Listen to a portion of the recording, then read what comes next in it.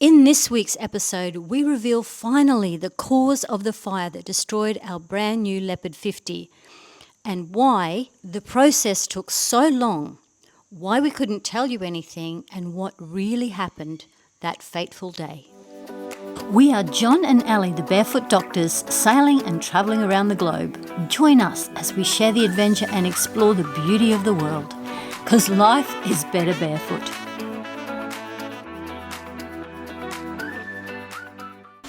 Can you believe it? It's finally over for us, guys. This long, tedious, drawn-out, painful process is finally over. And we are so excited. And it really goes to show that it's not always a squeaky wheel that makes the most noise that gets the prize in the end.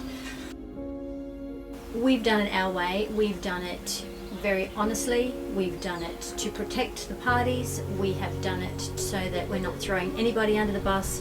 So for all of you guys that are hung in there with us, that have asked over and over and over, we really want to thank everybody for your support. Drum roll. Come on, give it a shake. Give it a shake. Give it a shake. Give it a shake. You want me to shake it? Yeah, of course. That's what you do. That's what you do. It'll squirt everywhere. Yes, it'll be great. We are so excited to be sharing this moment with you guys. You have no idea the sleepless nights we've had, the numerous conversations, but here we go. Here we go. Here we go. Oh!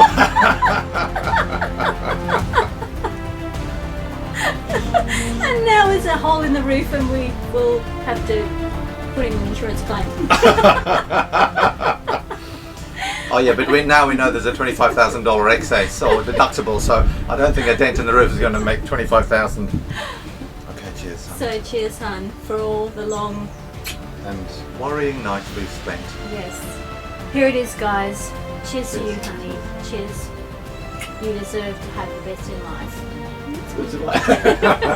That's just what I was going to say, but I bet you. Woo-hoo. Cheers, guys. Cheers, guys. Bottoms taste up. this. And thanks everyone for hanging in there with us. It has been worth it. You might have seen in the early days we were actually under suspicion for arson or starting the fire ourselves. You know, we had people saying, oh, well, how convenient that you were in Australia at the time. And we were just devastated. And that was really hard to get our heads around, the fact that it was all over the news in the US and people were still saying, well, I think you made it up. Oh well, yeah. You know. I mean, some people didn't believe that the fire actually happened, despite the obvious evidence with the letters from the police and the sheriffs and the look on our faces. But yeah, and then other people thought that we had fabricated the fire deliberately, which is obviously totally absurd, given that the subsequent course of events that it's taken us, over 2 years to actually get any money back, which has made a huge dent in our plans and our finances. Mm-hmm. But right then, if we go through the series of events that happened, we're in Australia. We're asleep. It was 3 o'clock in the morning. I heard my phone go off. I let it go because how sometimes you can have a pocket dial. And the second time it went off, I thought, maybe it's something serious. We have children all over the world. So I picked it up, and it was a very good friend of ours, Michelle. And Michelle was on the other end of the phone, and I could hear wailing sirens. I could hear, the crackling of the fire. Over the phone. It was so loud. And Michelle said to me, oh my God, Ellie, I'm so sorry. I'm standing here and I'm watching Ultra Dash burn. It was like one of those nightmares. You think, what? Is this real? Am I really hearing this? And Michelle was so courageous to call us to break the news to us. And she had been keeping an eye on Ultra Dash while it was, sort of in the vicinity. And she saw the smoke from a distance and thought, oh, what's going on there? And she was actually on her way to see Ultra Dash and just, report in type of thing. And so she was just as shocked as we were. And gosh, that would have taken so much courage for her to call us and break the news to us. Because no one wants that job. Yeah, we're very appreciative of Michelle for letting us know immediately so we could then get in contact with the authorities and get things in order. So thank you, Michelle. If anyone was going to break the news to us, we're glad it was you. So one of the questions on everyone's lips is, why did it take so long? Okay, the reason it took so long is that there were so many parties involved. There was obviously workers involved. There was obviously 2 boats had been destroyed. There was the insurance companies of those 2 boats. There was the marina. There was property damage. There was personal injuries.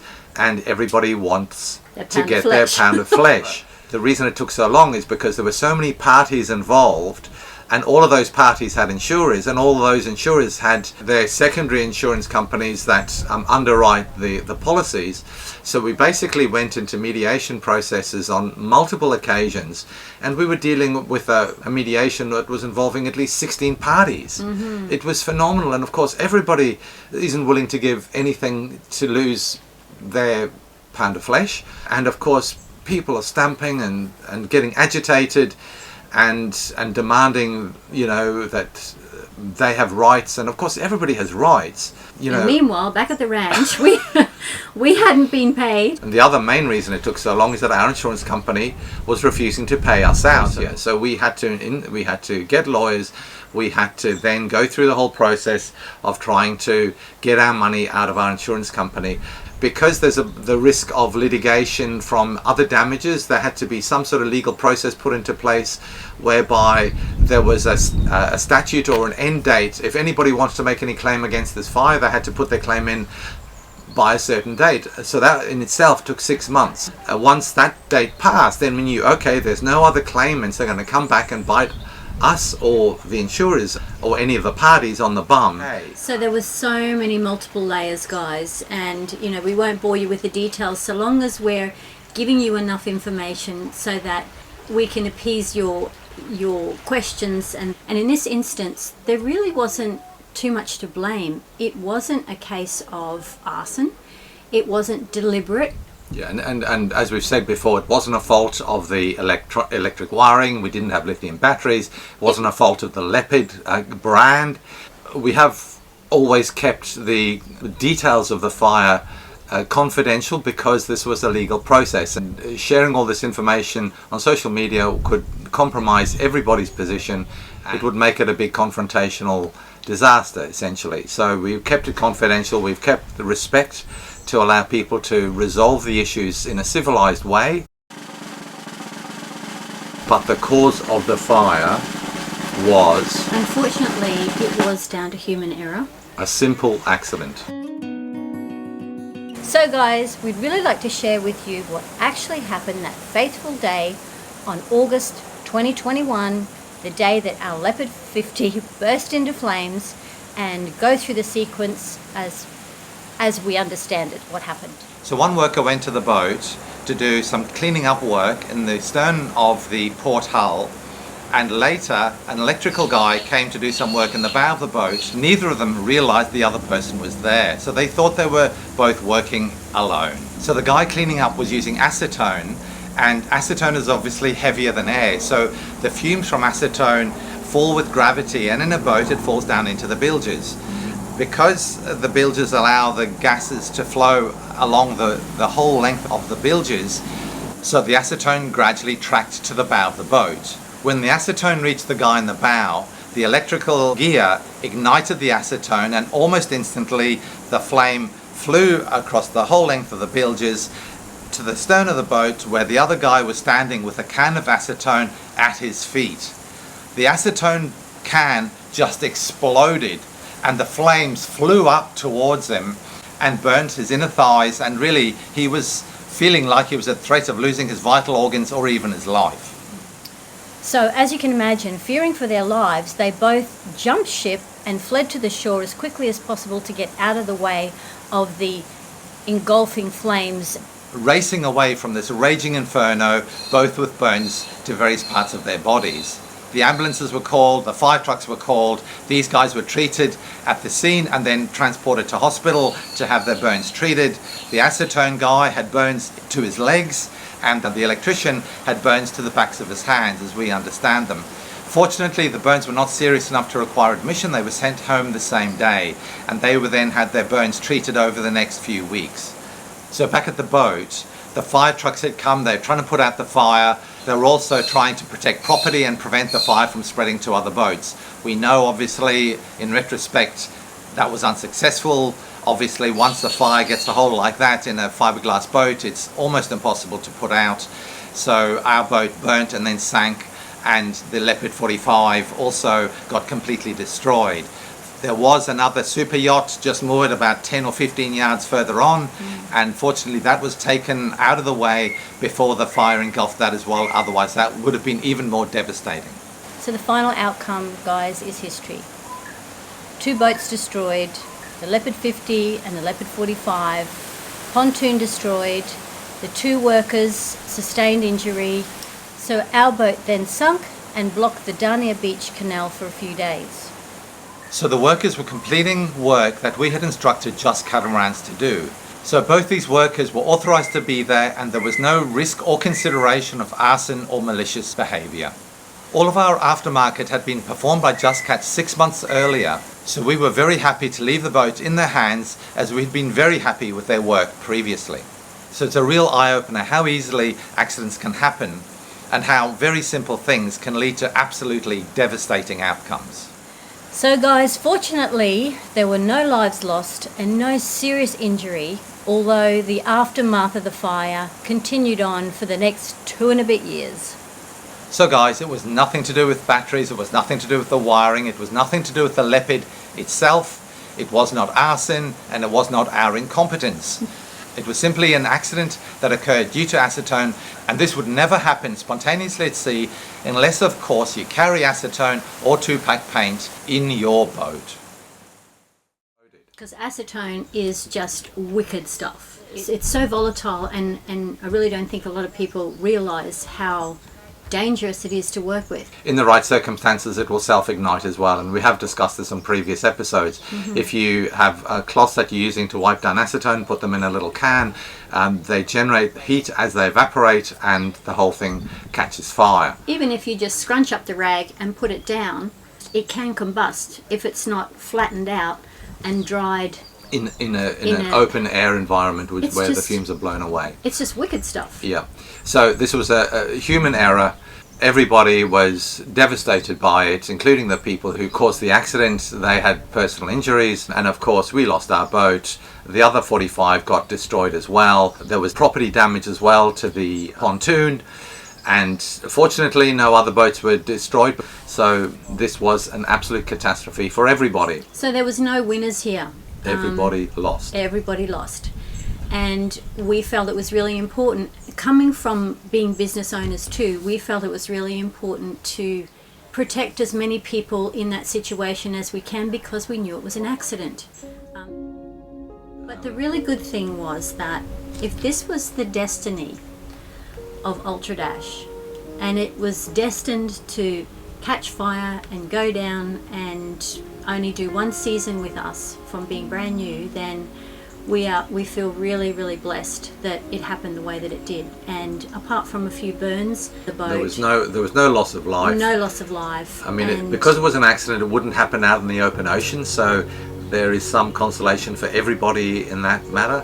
But the really surprising thing for me was how fast the boat burnt to be completely unlivable. Within 5 minutes, if you didn't have the life raft launched within 5 minutes, it'd be destroyed. You would have to be off the boat within 10 minutes. Certainly 15 minutes it was sunk, maybe 10 minutes. Yeah. It was phenomenal. I mean, from what we understand, from what people have told us and what the video has showed us, is that the smoke will get you first. You know, the toxic smoke, if you're inside, is just enough to kill you, let alone. You have to get your life raft and you have to evacuate the boat very, very fast. So you have to have a plan. You have to make sure you have some people fighting the fire and other people launching the life raft. So if the fire isn't contained, you already have the life raft far enough away that you can get to it. And that's why we really started looking at aluminium, or aluminum as some people call it. Because at the end of the day, it was just a boat. It was just a thing. Even though, but it wasn't at the time. It wasn't at the time, and the thing held all our dreams and all our hard work. And Elizabeth was very emotionally attached to the boat because it was the focus of our whole life Yeah. at that time. And continues, I mean, where we live on the boat continues to be our whole life. When times were tough and, you know, we're running businesses and we're working many hours, sometimes it was the ultra dash that image, the dream that would sort of help us get over that next hurdle. That's a really good strategy to have. You know, when you're working towards your dream, keep focused on your dream and your outcome. And then, of course, so we did that for all those years. We manifested the boat, and then, of course, when it all went up in flames 6 months after we bought it, it was quite devastating. Being a very underrated. But going back to Michelle, the moment I heard her say your boat is going up in flames and it's, you know, it's on fire and all that sort of thing, it was really strange because I could hear the words and I felt that stab in the gut, but almost simultaneously, not quite, but almost, I had a feeling of, but something good is going to come out of this. That was probably a self-defense mechanism. Maybe it was, but you know, that's something that you grab onto. Yeah, we do have an expression, in every catastrophe there's opportunity, and so you just have to find it. And so, you know, this was obviously a catastrophe. We couldn't find it for a while. We Until were Portofino! we had to go through the resolution of the immediate fire issues. Elizabeth, for a while, didn't ever want to get back on a boat. Did you? You were... I wasn't sure whether I wanted to sail again. No. You said, no, I'm never getting back on a boat. I might have said You... that. So, really, to summarise everything, when you're going through something that's really rough and you don't think it's fair and you don't know the answer and you don't know the outcome and you know, sometimes it doesn't look like the outcome is going to be very desirable, I think the message here is to never give up and just keep going with it and just keep going with your dream, whatever your dream was. And sometimes your dreams are snatched away from you, which we felt ours was, and we thought, no, we still want that dream, so how can we get it back? What do we need to do? I mean, there was a very specific time we said, we are not going to let these people, whoever these people were that weren't paying us out, stop us living our dream. So we made an active decision to say, no, we are going to go forward with our dream. We will sell property, we'll sell shares, we will, you know, get another boat, and of course we'll rob the children of their inheritance. We'll spend all their inheritance. And obviously for a short period of time it was a 26-foot McGregor. But if that's all we could afford, we would have continued sailing on a 26-foot McGregor. But we said, no, we will liquidize our retirement funds because we want to live our life to the full, and we are choosing not to let other people control our destiny. And that was a very specific choice, wasn't it? It was, yeah. So the message here, guys, is whatever it is that's in the way of your dreams, find a way around it. Don't give up. Just keep going. Step over it, step around it, or break through it. Go under it. Under it. Just be determined. Don't give up, because it's your dream and you deserve to live it the way that you want to. Yeah. And it really doesn't matter whether it's in a new 45-foot Leopard or a 26-foot McGregor, because the dream is the same. Wouldn't you agree? Absolutely. You know, it's not a money thing. We worked hard for many years to achieve our dream, and so we have more reserves than a lot of people, which was fortunate for us. It wasn't lucky because we worked hard for it for many years. Sometimes it just changes form. Yeah. Changes shape. Look at ours. Ours is changing from a Leopard 50 to... a fiberglass Leopard 50 to a Portofino aluminium 52. With lifting keels and... a performance boat. You never know. Sometimes in the face of adversity you actually get something back better than what you had. What is your expression? Don't say no to the good so you can say hello to the great. No. It's say no to the good so you can say yes to the great. And on that note, guys, we'll leave you with that to think about and ponder, and we're going to celebrate and polish off the rest of this bottle. I can't even say it. Bottle. Polish off the rest of this bottle. Cheers, guys. Cheers. hopefully that was useful for you all. Join us next week as we discuss the insurance debacle and why it took so long to get paid out, and the scary details of insurance claims.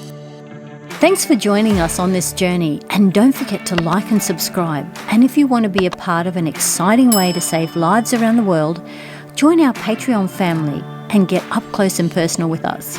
And we'll see you in the next episode.